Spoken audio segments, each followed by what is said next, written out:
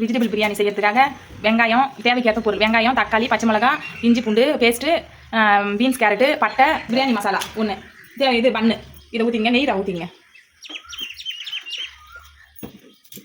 எண்ணெய் கொஞ்சம் ஊற்றிக்கிங்க, தேவைக்கேற்ற ஊற்றிக்கிங்க.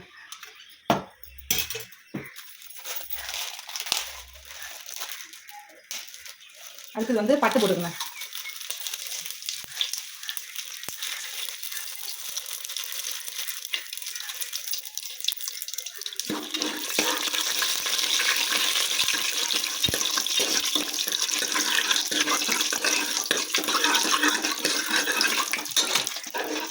பட்டை பொரிஞ்சாச்சு. அடுத்தது பச்சை மிளகா போட்டுக்கோங்க.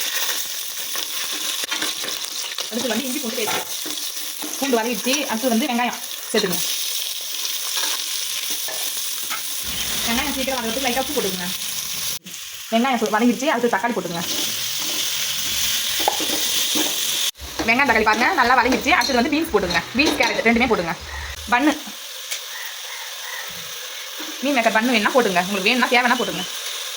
இது வந்து தனி மிளகாத்தூள், இது வந்து கரம் மசாலா, இது வந்து பிரியாணிக்கு போடுற மசாலா. இதை 3 போட்டுங்க.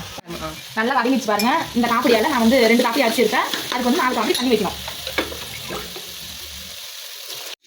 அடுத்தது வந்து அரிசி போடுறோம். ஊற வச்சுக்கினே வெங்காயம் வதங்கிறதுக்காக உப்பு போட்டோம். இப்போ வந்து நமக்கு திட்டமாக போட்டுக்கணும். நமக்கு தேவைக்கு எல்லாம் இது கூட்டி எல்லாமே வச்சாச்சு. அடுத்தது மூடிங்க. 2 விசில் வந்ததும் நம்ம எடுத்துக்கலாம். முடிஞ்சிடுச்சு. முடிஞ்ச பிறகு நம்ம சாப்பாட்டை திறந்து பார்க்கணும்.